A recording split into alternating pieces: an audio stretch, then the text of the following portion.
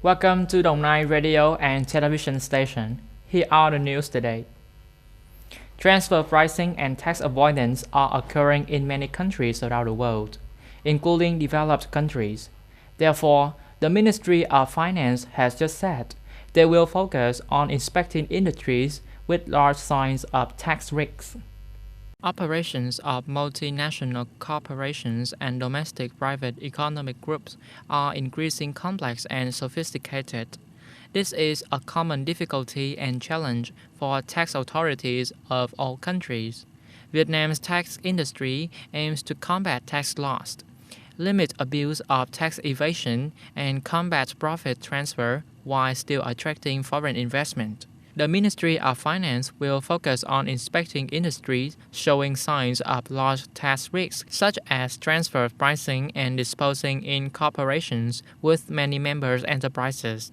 Industry with significant tax risks due to transfer pricing of associated enterprises. In addition to dengue fever and hand, foot, and mouth disease, this time is the peak of respiratory diseases, especially among children. The number of children hospitalized for pneumonia and bronchitis is very high. According to the doctors of the respiratory department, Dong Nai Children's Hospital, from the beginning of September until now, the number of children hospitalized here has increased dramatically. In the previous months, the number of patients was only about 20 cases per day, but in recent weeks, that number has been raised to about 80 to 100. Most of them are children under 5 years old. In addition to pneumonia, many children are hospitalized bronchitis. The rate of serious ill children who need to support oxygen and continuous positive airway pressure machine is also relatively high. Respiratory diseases increased in the context of a complicated COVID-19 epidemic in the world.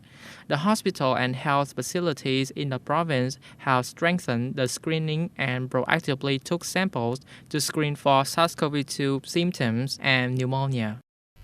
Yesterday, about 20,000 people continued to protest against the government in Thai capital, Bangkok, a day after authorities failed to stop protesters.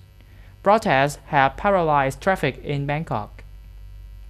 According to Bangkok Post, the majority of the police force kept a distance from protesters, in contrast to the aggressive tactics on the 16th of October.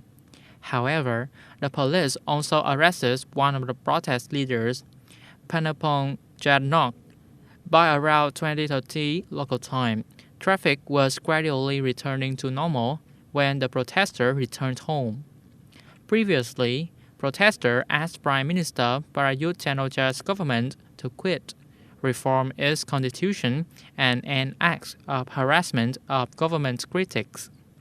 As of this morning, the world has recorded nearly 40 million cases of COVID-19, with more than 1,114,000 deaths. Notably, the two foreign ministers from Australia and Belgium tested positive for COVID-19.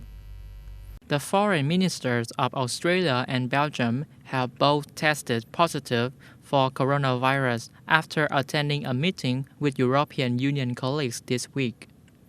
This incident raises concerns that the meeting could be called a super spreader event.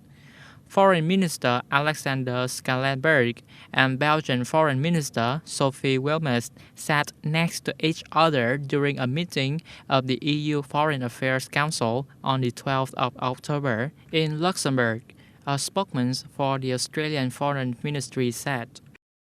That is the end of the news today. Thank you for tuning in.